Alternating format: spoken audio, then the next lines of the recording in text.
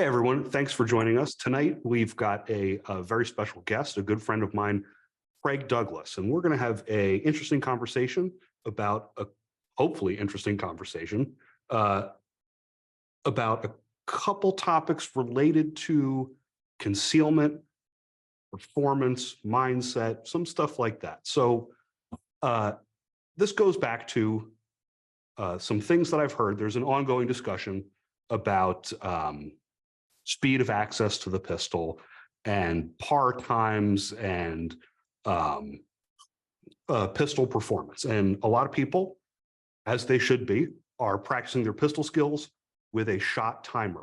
And we run drills, we get these metrics, we can compare, we can look at the arc of our performance evolution, and we've got something quantifiable and tangible, right? We measure the time after the beep because it's a concrete objective. It's concrete, it's objective, it provides useful points of comparison and metrics. It allows us to develop efficiencies and automaticity, benchmark our progress.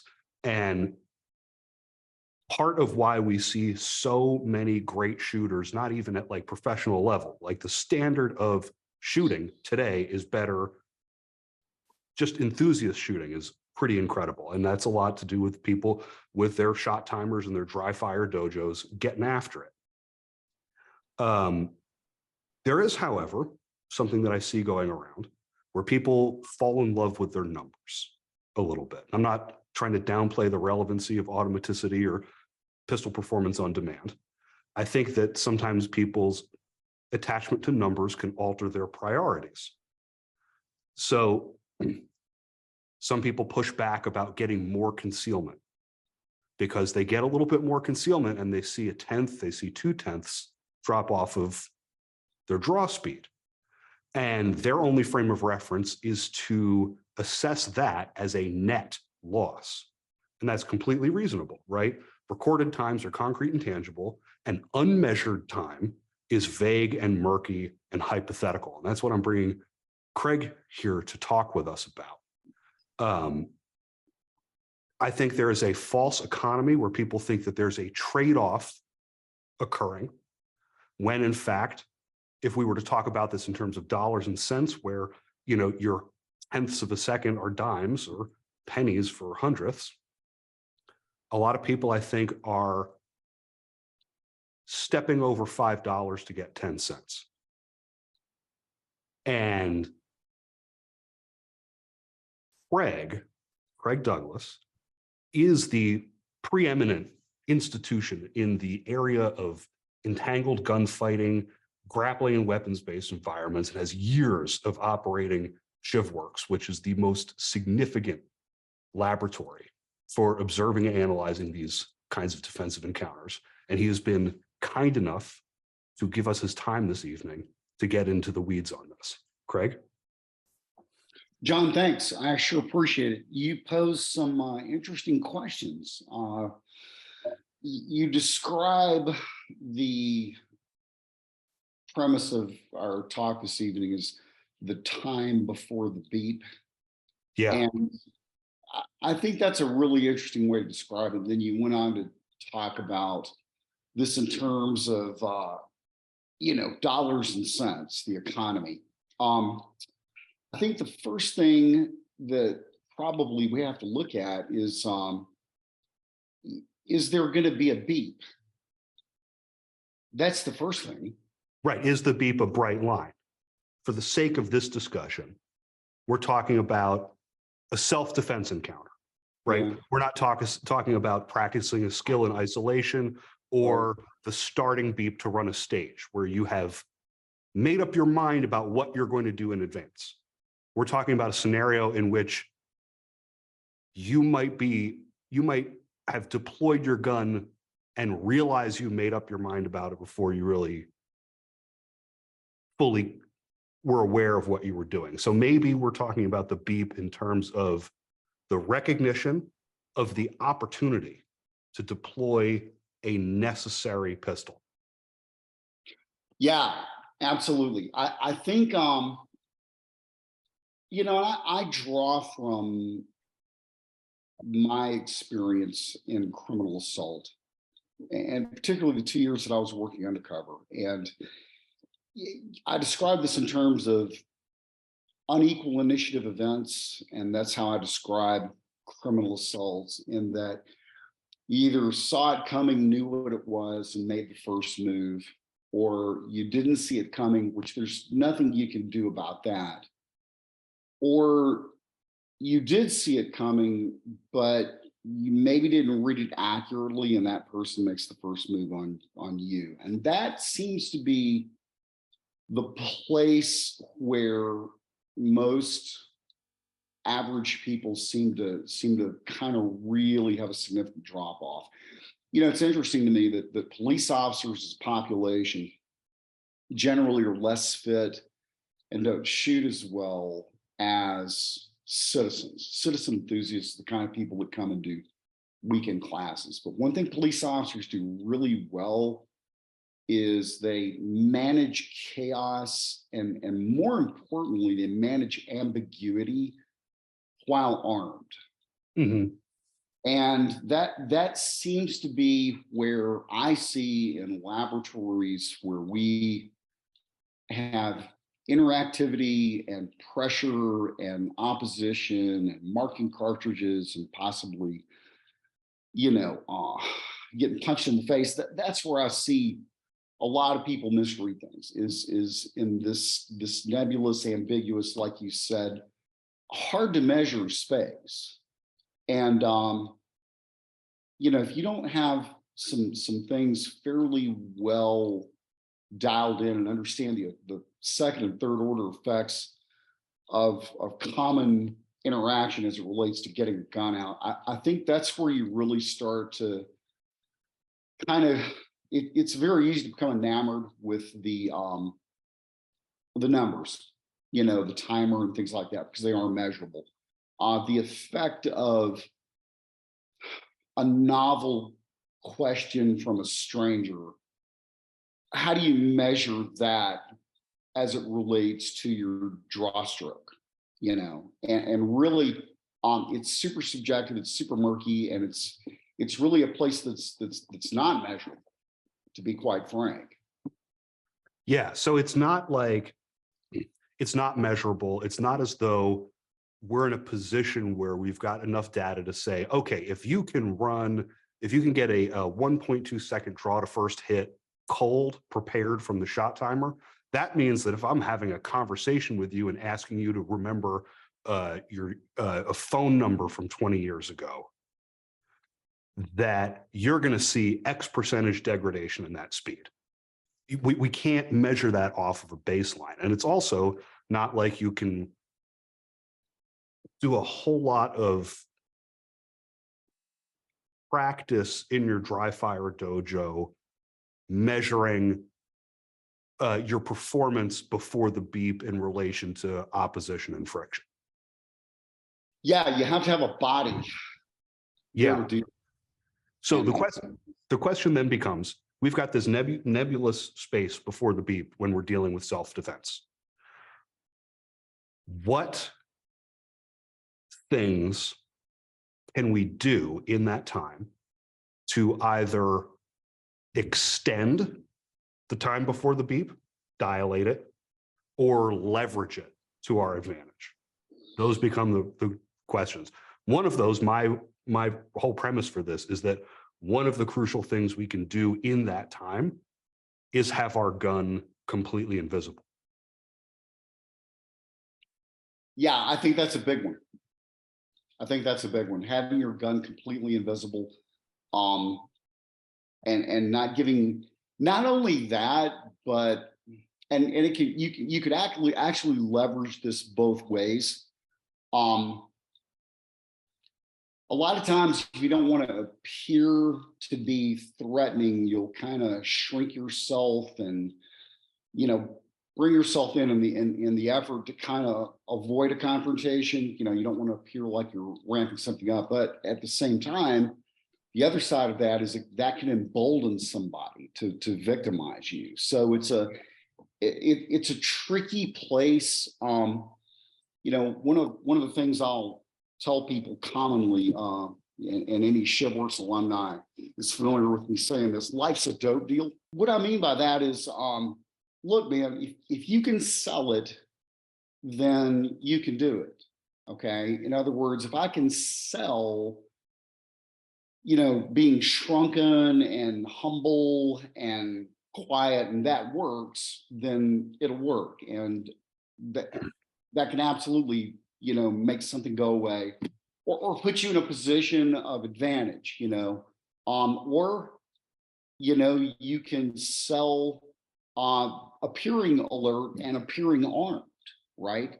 If you have the ability to do that. So, but to your point, I think that generally speaking, unless you have a 20+ year law enforcement background, and in that time worked hyper aggressive street level crime, and you're used to intimidating local wildlife on the street, then that's probably not something you need to do. But if you can sell it, it'll work. It'll absolutely work. Right. I mean, don't attempt to sell something you haven't sold before. 100%. And I Right. see people, people will ask me that, hey, maybe I want to, like, in particular, when we talk about like pre-assault cues, and I talk about a picking pre-assault cue, where typically people that carry good guys and bad guys around the waistband, a lot of times will let you know they're armed. They'll touch you. We see that all the time in force on force scenarios where someone is behind the curve, the assailant gun is already out, and you see the good guy in the scenario immediately reach for the hem of their shirt, and that's like a bright red flare. It's a spotlight. Yeah. It's so yeah, the 100%. The concealment matters, the concealment of the gun, the concealment of your intent. I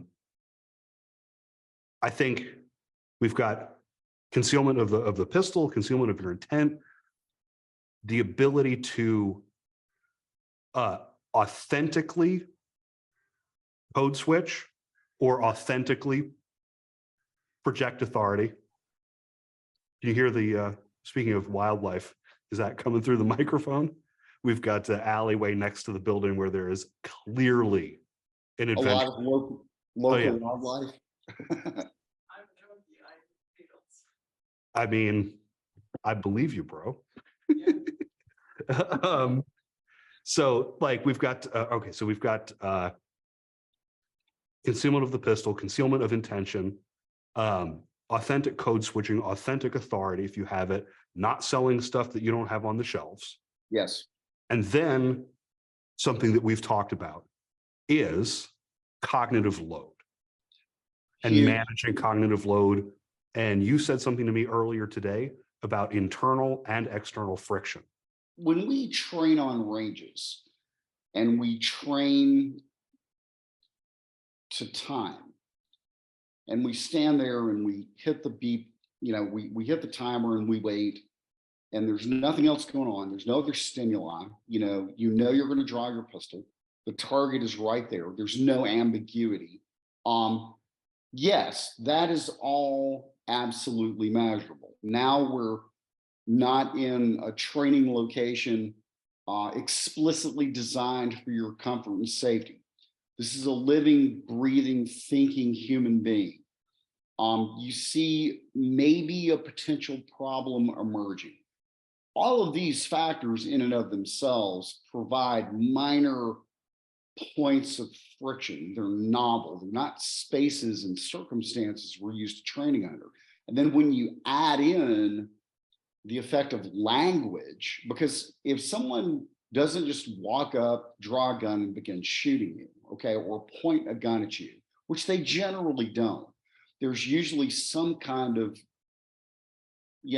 solicitation of some type. There's some kind of language. There's a verbal exchange. There may be a conversation leading up to a crime.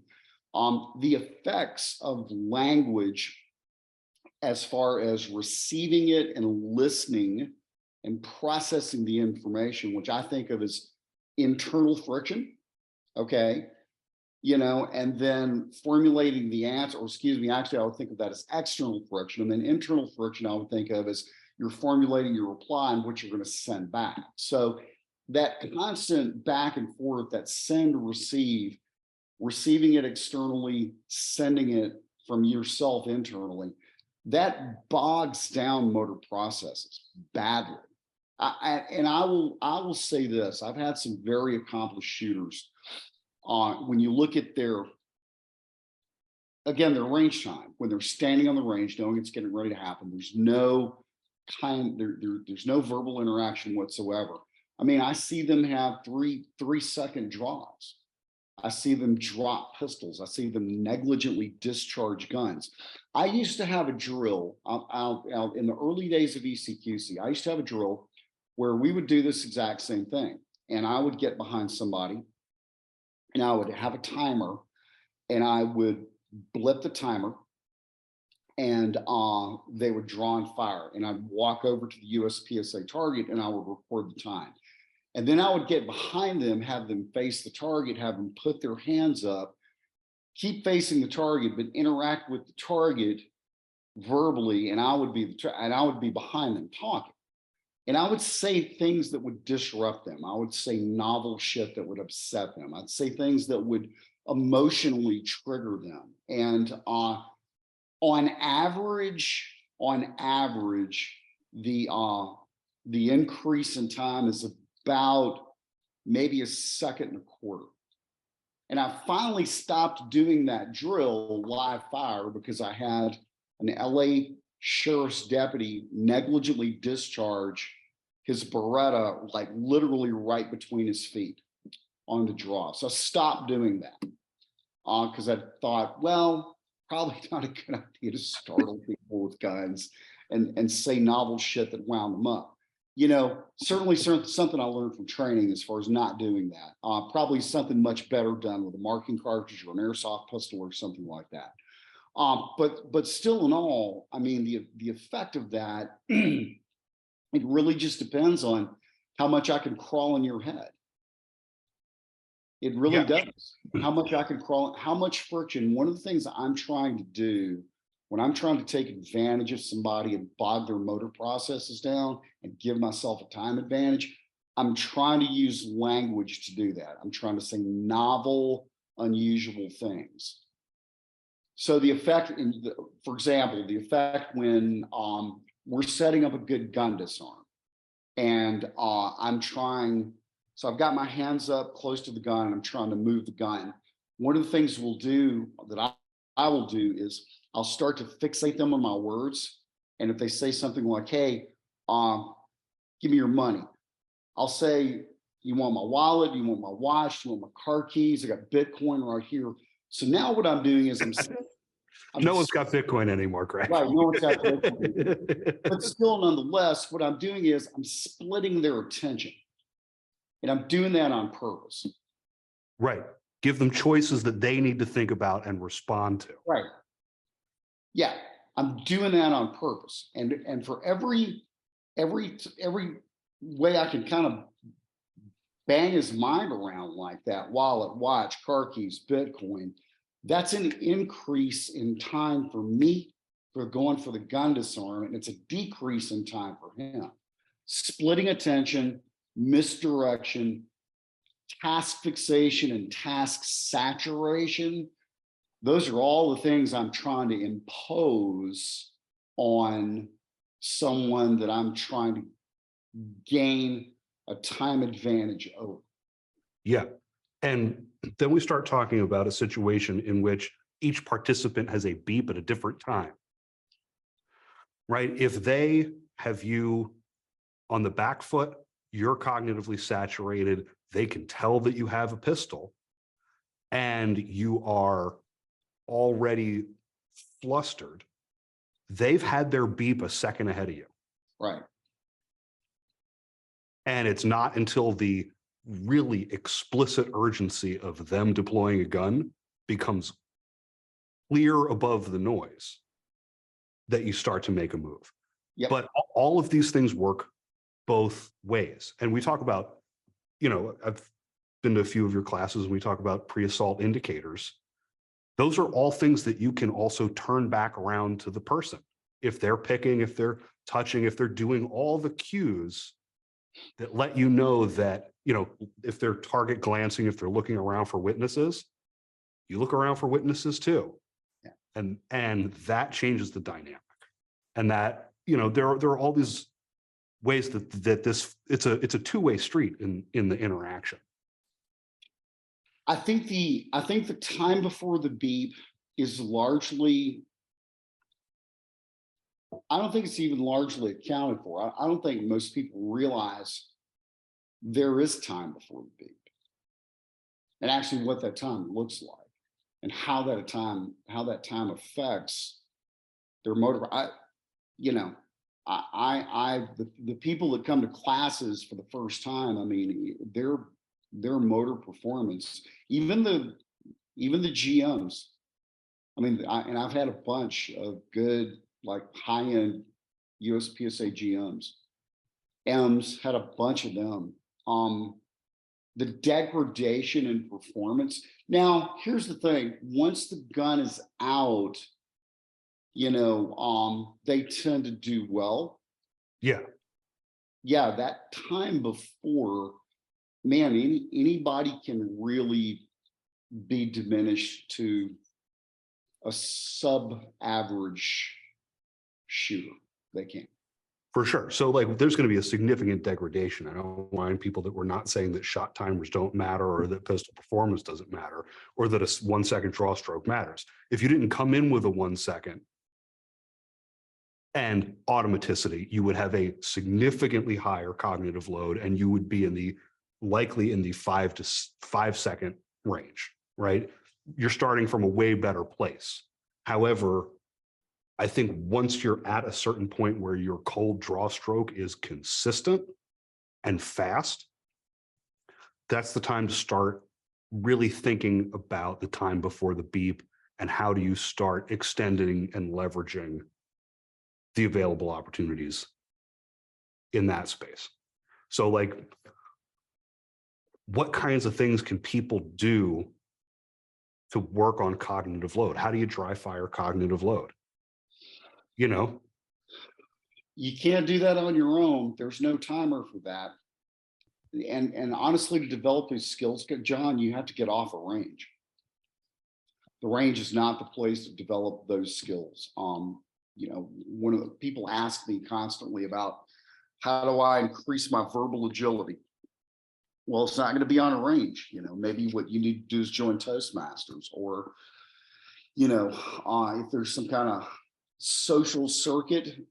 This is a novel one that I had somebody suggest years ago, and it never fails to get a chuckle. Speed dating. That's a good one. You don't have to sleep with anybody, but I mean, it's that's like 10 strangers that you have to talk to for like 90 seconds over the course of 15 minutes, and it can it makes you talk, and it makes you respond. It increases your social fluency and your verbal agility. I can't tell you how many times I have not escalated and kind of friendly brushed someone off in one of these kind of someone on the street wants to get in your personal space and get something from you. Right. And by being friendly and funny and speaking their language and keep moving. Yeah. It never turns into something where someone is now upset, escalating, and trying to put their hands on me. Right. And also leading with friendly and funny and de-escalating lets you set a bright boundary. And if they're not receptive to that, that reduces your cognitive load because you have pre-made a decision, right? If this person is not receptive to friendly, funny, charming, engaging, that's a clue. That's a clue. That lets you know that everything after that is a different kind of event, and you can turn certain parts of your brain off and start looking at not listening to what they're saying with the intent of responding to it, listening to it for tone, and also keeping an eye on their hands and where they're looking and how close into your personal space they are. And those become the priorities. And you can just kind of like radar jam what they're trying to say to you. Yeah, absolutely. Absolutely. And you only get, and like I said, you don't get any of those skills on a range. You don't. I'm a real big fan too of getting outside of your comfort zone. So, if people with developmental disabilities, if they kind of confound you, then maybe go work at an autism camp for a while. If homeless people frighten you, then maybe you should go work a soup kitchen for a little while. If Black people bother you, then go hang out in the Black neighborhood, hopefully, and get to know what those people are like. If progressives, bother you, or Trumpers bother you, go see what those people are like, And like you said, generally, if you're funny and just kind of, Easy going. Yeah. Yeah. You'll probably be okay. And you may, I'm a real big fan of putting yourself in positions where your buttons get pushed and you can't be reactive to it. So I like stuff like that. I love doing stuff like that. Yeah, Can I manage myself and be cool, and maybe even make a friend in a place where I really don't like anybody here.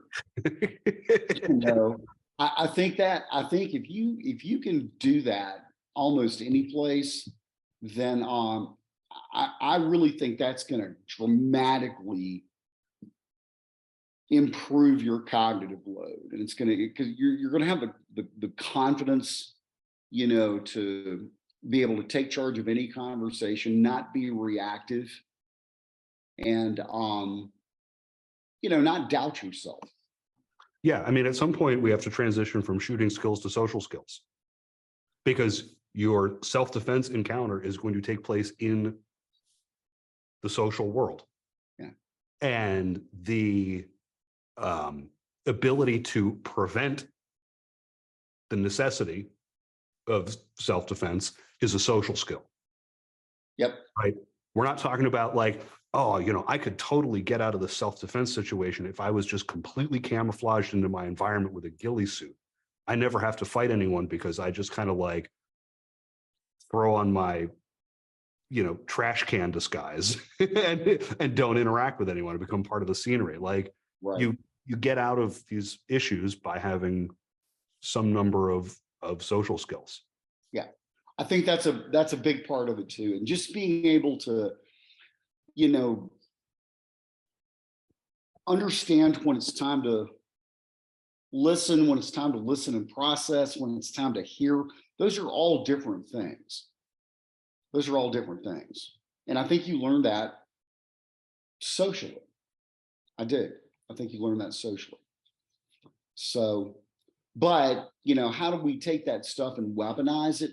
We do that in good interactive scenario training, and we see what the effect of all that stuff is on motor skills. Now you really don't know when the beep is going to happen, right? Now it's way more real, especially if we do this well and can really show you the consequences of an emotional assault, right? So somebody says something to you that is just a really effective emotional assault. Being called a racist by a Black person or a brown person when you're a white person. I do that all the time in training, and watching people just shrink to the point where they're incapable of drawing a physical boundary because of the effect of that accusation, that emotional assault. It's potent, man. Oh, you posted it for people who want to see it. I think it was up on is it still up on your Instagram? It's on, well, no, Instagram yanked it. Oh yeah. It's still on my Facebook page, and it's still open, because I had a Black student in there, and he said, "What do you want me to do?" I said, walk up to that guy and ask him who called you an N-word. And of course, he said, I saw that. That was like walking up and just like clearing all the pieces off the board. And the guy had like nothing. He had nothing. He had nothing. I mean, he couldn't speak, much less draw a gun. And I don't care how well staged it is. So yeah, I mean, I don't care if it was sitting in an IPSC rig. He wasn't going to draw it. He wasn't coming out. You know, that's so much more potent, and the effect of that fascinates me. An emotional assault like that, it's so effective. It inhibits all motor activity. It shuts it down. Yeah, so, and that's not even someone like yelling at you, like, right, yelling at you with a knife, I'm gonna hurt you. Like, right. That's as clear as day. Right. You know,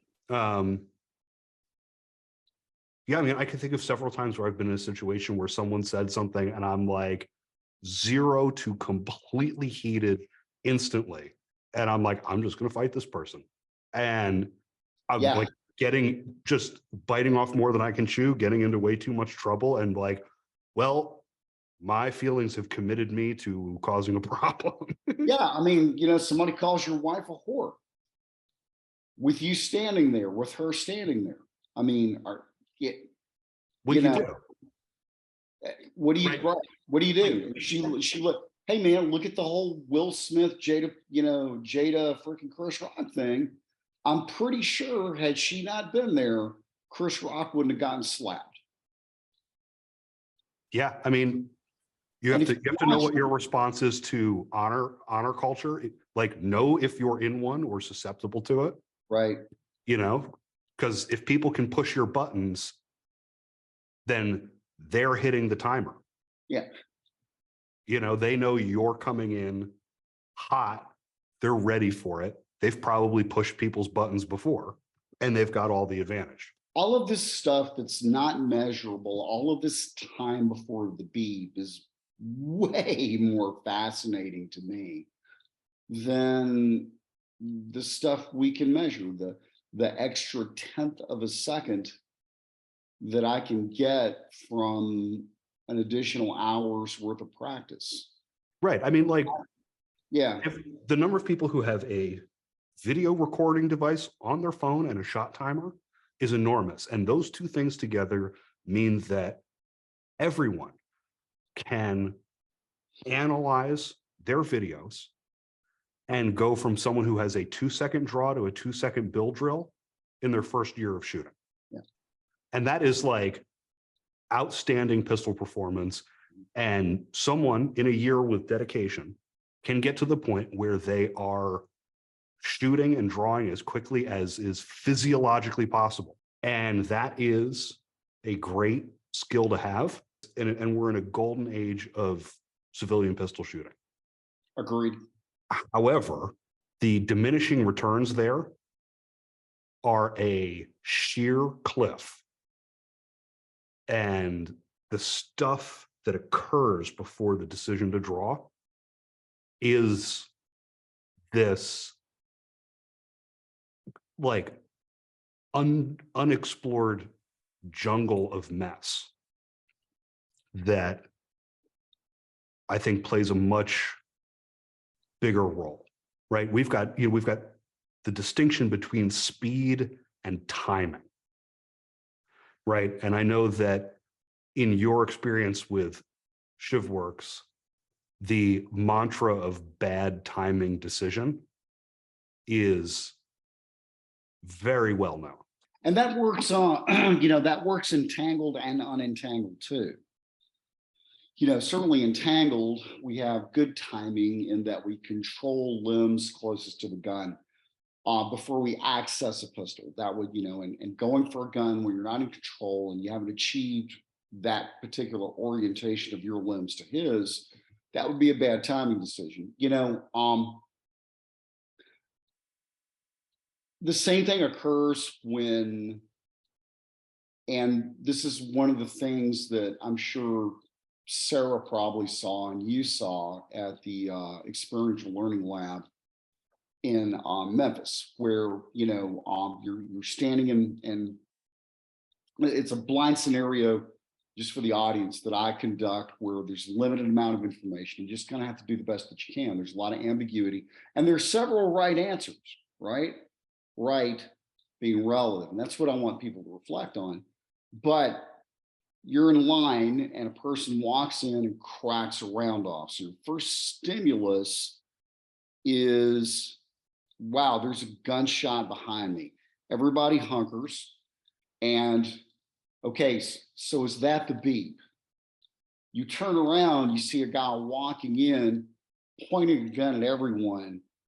Get out, ever you get out. He's heading towards the cash register. You start going for a gun. You don't do so cleanly because you're not used to drawing under those conditions. He looks at you. What are you doing? You have a choice. Nothing, man. Do I bail and do I get cool and get on the ground, or do I continue to try this flub draw? And usually if they do, they get shot. Whereas if they go, oh, yeah, okay, man, yeah, and they comply and they wait,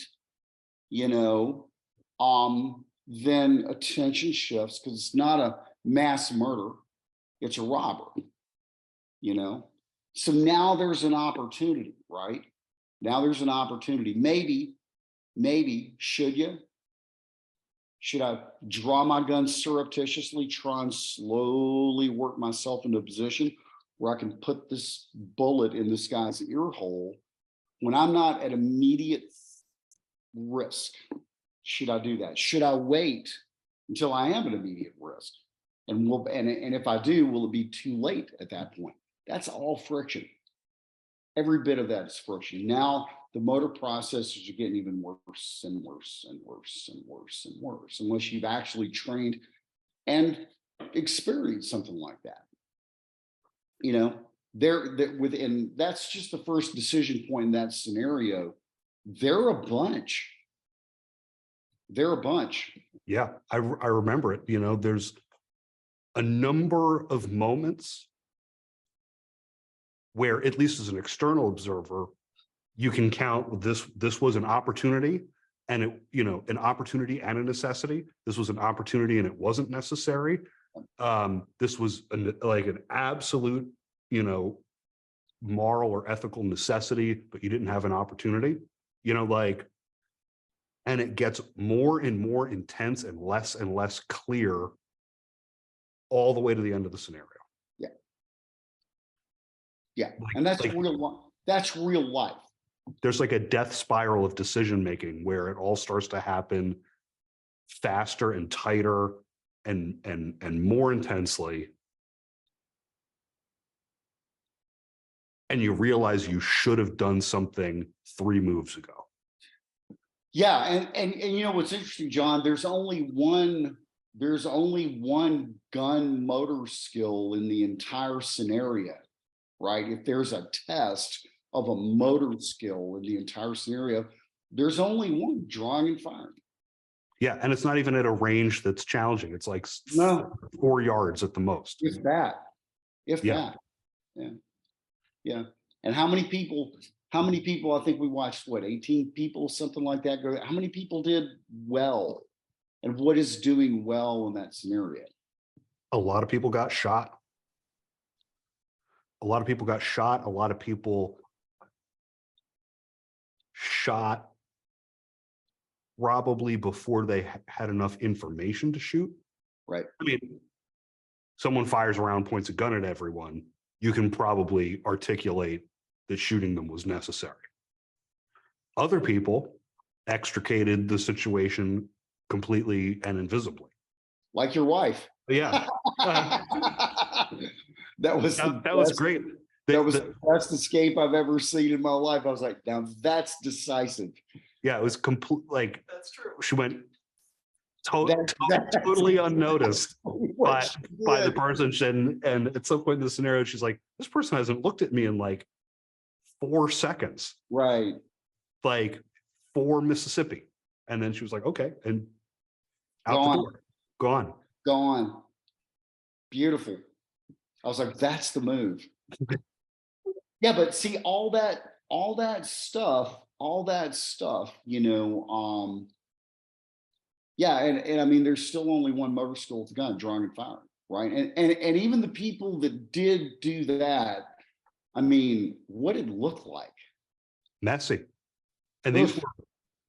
we were at an event where we had a lot of extremely proficient shooters, Right.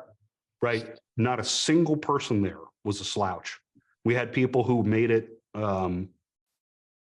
into the shoot off, the range master shoot off. Yep. Who were in that class. Yep. And none of the shooting in the scenario was like technical or pretty. No. It was like a street brawl slugfest. It's kind of like during the Tyson Holyfield fight when he bit a Van der Zeer the second time, and they just started wailing each other, and they looked like a couple of the two best heavyweight fighters in the world looked like a couple of drunks rolling out, literally in a neighborhood bar. The technique just gone because of the emotional side of it, the emotional assault, Yeah. The technique just went out the window. It really did. It was fascinating to watch. So yeah, I think that time before the beep and all these issues that are immeasurable, that's the stuff that I personally find interesting. I think most people pay the least amount of attention to because it's not something you can document. The training is hard to find, or it can be hard to find, and people largely aren't interested in it because it doesn't yield anything that's particularly comforting. Yeah, and it's a lot of effort to find the training. Yeah, it's a lot of work to go through it. It is not typically emotionally satisfying.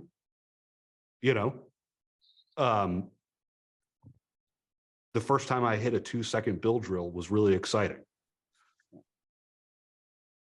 The first time I didn't get shot in a scenario was still confusing. Right. It was still like, what happened? Right.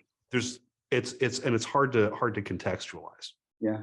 And then on top of it, it's hard to practice regularly and motivate yourself with that sense of improvement. We can do our dry fire the same way we go to the gym every week and you go, you know what? I'm going to hit 5 pounds more on the bench every week. It might be slow progress, but it adds up. You're not going to say, I'm going to desperately bench press a car off of myself in one of those, moments of like human exceptionalism. Like you can't put yourself in that situation. No. It's like, it's hard to test, but it's incredibly crucial. And I think that with a couple important skills that you can probably start to figure out how to practice, or at least simulate in isolation, we can get the most out of the time before the beep and also be in a position to control when that beep occurs. Yeah, 100% agree. I think if I don't know you have a gun and you don't let me know that you have a gun, then that's an incredible advantage. Yes, based on what we've been talking about, I think we can identify 2 important attributes that each party has in the encounter, right? A degree of certainty and a degree of cognitive load. If someone has high certainty and low cognitive load, they can act very decisively and quickly. if someone has low certainty and high cognitive load, they are at an enormous disadvantage. 100%. A variable that we can practice and be in control of far more easily than any of the verbal agility and cognitive load issues is concealment. That is a gimme. That is as easy as getting fast on a shot timer. Yeah. And that is an element of certainty that you can withhold from the opposition. Right? 100% agree. And the ability to magically to instantaneously materialize a gun into your hand as if by magic is probably one of the most significant cognitive loads you can put on another person. So maybe enough to keep from shooting them. Yes, like it could be such an enormous unexpected shock that you suddenly have brought a gun into existence from nowhere that it completely reorients what they were intending to do. It's like the first time a 5-year-old kid sees a magician pull a rabbit out of his hat. I can't believe it. Oh, right? What's that behind your ear? It's a whole gun. Right. The effect should be like a magic trick on a child. Yeah. Now, obviously, as we've talked about, the ability to do that depends on you not being so cognitively loaded that your limbs are out of your control or that you're all thumbs. But of the things that you can practice and take control over, you've got automaticity and a good baseline of pistol performance, and you can do the concealment part. Those things are so accessible. Yeah. Absolutely. If you've got a buddy or a friend or people in a, circle of enthusiastic shooters with you, you could, in dry fire, occasionally have someone talk to you before the beep, obviously with unloaded guns, as we discussed. And you might be able to get that part of your brain a little bit more elastic. But there's really no replacement for scenario training. No. It's either scenario training or 10 years of living in really bad neighborhoods. Yeah. That's it. That's really it. And scenario training is a lot more fun. Yeah, there's no doubt. Well, I don't know. Bad neighborhoods can be kind of fun. The bodegas have great empanadas. They can be kind of fun, Yeah. I used to routinely violate all of John Farnham's rules for a living. I always used to go to stupid places with stupid people and do stupid things, as part of my job. But yeah, no, absolutely, man. There's we call it trying to give people an experience without consequence. That's the idea behind it.